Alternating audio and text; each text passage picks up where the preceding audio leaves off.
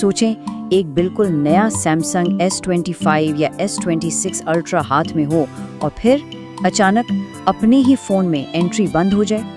ये एक बहुत ही आम मसला है, लेकिन घबराने की ज़रूरत नहीं, इसका हल मौजूद है। आज हम कदम ब कदम देखेंगे कि इस लॉक को कैसे खोला जाए। तो क्या कभी ऐसा हुआ है कि नया चमकता हुआ सैमसंग फ़ोन हाथ में हो और उस पर लॉक लग जाए? भाई, ये एक ऐसी सूरत हाल है जो किसी को भी परेशान कर सकती है।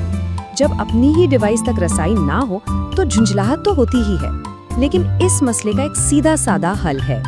लेकिन अच्छी खबर ये है कि इसका हल मौजूद है। हाँ, मगर कौन सा रास्ता अपनाना है, इसका इन्हिसार सिर्फ एक बहुत ही अहम तफसील पर है। आगे बढ़ने से पहले जल्दी से ये समझ लेते हैं कि आखिर ये FRP है क्या चीज़। देखें, फैक्ट्री रीसेट प्रोटेक्शन एक सिक्योरिटी फीचर है जो फ़ोन को चोरी होने की सूरत में नाकाबिल इस्तेमाल बना देता है, यहाँ तक कि फैक्ट्री रीसेट के बाद भी।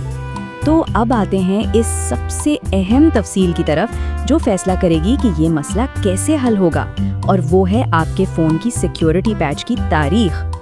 जी हाँ, सब कुछ सिर्फ एक तारीख पर मुनहसिर है, 1 जनवरी 2026। ये तारीख इसलिए इतनी अहम है क्योंकि यही वो पॉइंट है जहाँ से इस मसले को हल करने के दो बिल्कुल अलग रास्ते निकलते हैं। और यहाँ से जनाब असल खेल शुरू होता है। अगर सिक्योरिटी पैच 1 जनवरी 2026 से पहले का है तो मैनुअल बाईपास मुश्किल जरूर है, लेकिन नामुमकिन नहीं।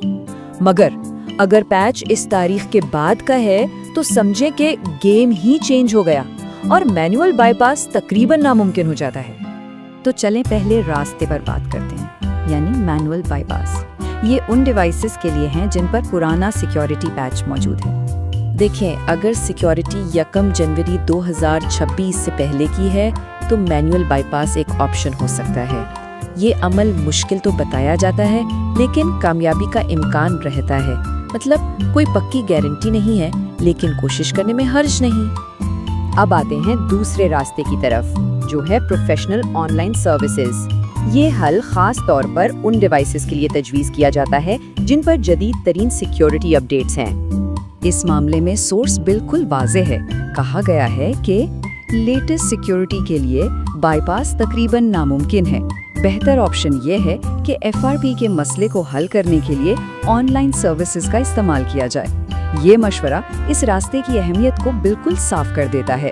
तो सारी बात का निचोड़ ये है कि अगर सिक्योरिटी 1 जनवरी 2026 के बाद की है तो मैनुअल बाईपास का इम्कान ना होने के बराबर है।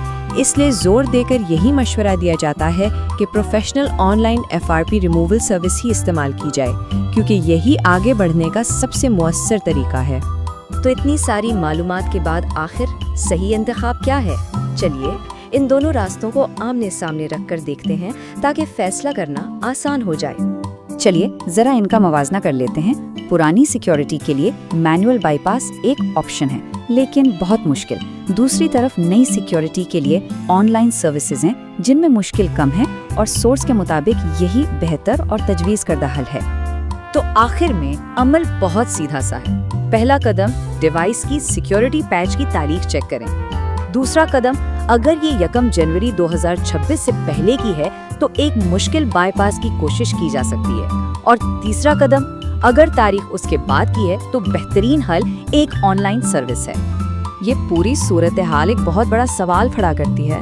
जैसे जैसे हमारी डिवाइसेस की सिक्योरिटी मजबूत से मजबूत तर होती जा रही है, क्या हम वाकई में उनके मालिक हैं? ये सिक्योरिटी और कंट्रोल के दरमियान एक बहुत ही दिलचस्प कशमकश है जिस पर सोचना लाजमी है।